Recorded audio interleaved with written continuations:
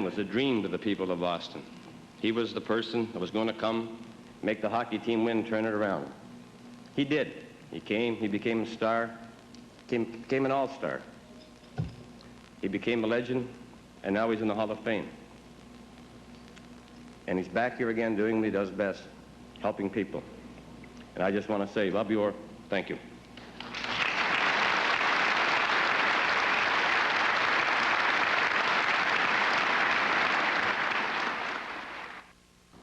The Jimmy Fund began 32 years ago when thousands of people joined together to help a sick boy and other youngsters like him by supporting cancer research and the care of children with cancer. Hi, I'm Bobby Orr. I'd like you to meet Colleen and Michael. They're patients of the Sidney Farber Cancer Institute's Jimmy Fund Clinic in Boston.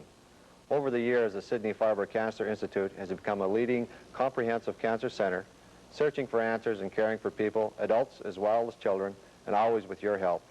Yes, we've scored a lot of goals for kids like Colleen and Michael, but there's still a lot of work to be done. Your gift to the Farber Institute's Jimmy Fund will be used for cancer research and the care of children with cancer. Won't you please help? Let's keep working together to beat cancer in our lifetime.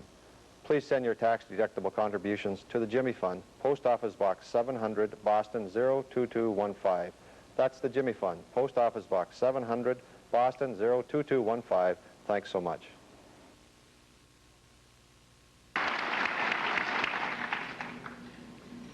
Just looking around the head table once again, another fellow that Bobby has helped tremendously. Rick Smith. Played with Bobby in the glory days. Then tried his hand with the California Golden Seals, Minnesota North Stars, St. Louis Blues, and just couldn't hack it. Back to Boston, hopes like hell that Bobby will come back to help him.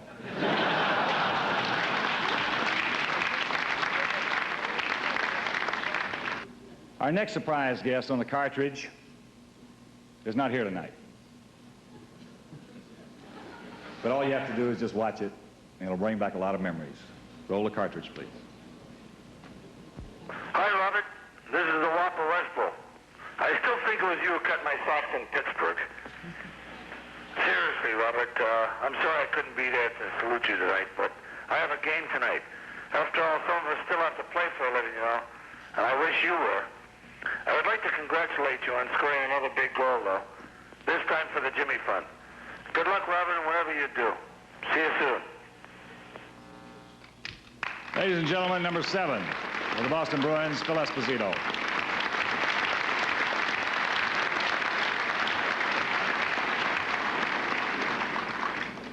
Tonight we had intended to give out hockey pucks to every one of you. But with Don Marquardt around, he hogged them all. He got every one. We've got another curtain caller for you tonight. This fella is probably one of the most respected and best liked athletes that I have ever seen or heard of here in the city of Boston. And while we're talking about the city of Boston, I think the Jimmy Fund has helped to bring the athletes, the Patriots, the Celtics, the Bruins, and the Red Sox together more cohesively than certainly any other city I have ever seen. We have all had a great rapport together, and believe me, as opposed to some other cities, it's a tremendous thing for the community. This next fellow was one of the leaders of that contingent. No introductions necessary again. Please roll the cartridge. I'd like to take you back in time to when I first met you. You were a shy and reserved young man with a dream to fulfill.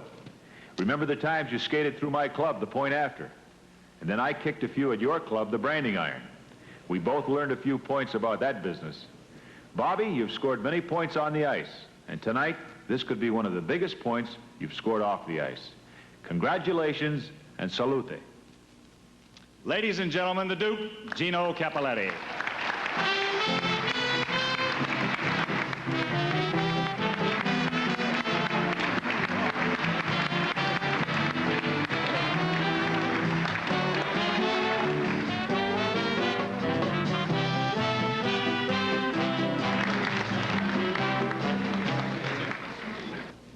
Again, looking around the head table. Before we do, he's going to be a speaker. And before he comes up to Lord Bobby, I want to show you a tape of this fellow. He's done an awful lot of good work in more ways than one for the city of Boston. Roll the cartridge, please. A bad hop off the corner again. That's three that have not helped the Bruins at all. And here is Bobby Hull with it for a shot and a save by Cheevers. Breaking all alone, Dennis Hull. Here he comes. Cheevers hit him and broke him out. Bobby Hull gets by Westfall. Pass goes to Dennis Hull. He's got shooting room. Great save by Cheevers. 2-on-1 shot. Great glove save by Cheevers. And he smears it out of midair to tie it up. Ladies and gentlemen, Cheesy, Jerry Cheevers.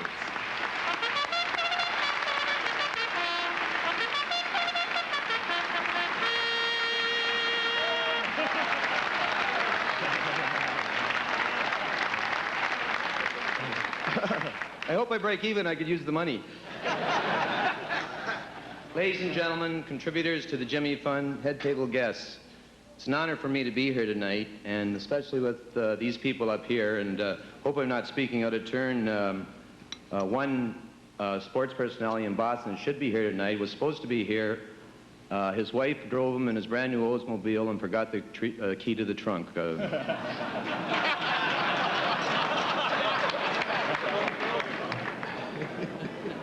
It's really great to be finally standing side by side and looking Bobby in the eye. You know, I had to look at for 10 years playing goal, and it never winked, believe me. You know, talking about hockey for a minute, one of the top teams in the league this year is the Philadelphia Flyers, and that's just for a short time, but they have a young coach called Pat Quinn, who I believe is probably one of the best teachers in the game of hockey. He taught Bobby how to keep his head up one night. You know, we were staying at the Colonial in the playoffs that year, and I roomed with Bobby, and he was quite dazed, to say the least. It was a tremendous check, and he answered the phone 4 times that night, and it didn't ring. You know, I got to tell a story talking about hockey for a minute. The Bruins, I'll tell you, told me the story later, but the Bruins, you know, with all the scouting and the foreign players come in, they finally, and it wasn't publicized at all, finally come in with a Russian player. And the scouting reports were fantastic on him. He had all the credentials to be a great player, and they took him in for a physical, and he passed that great.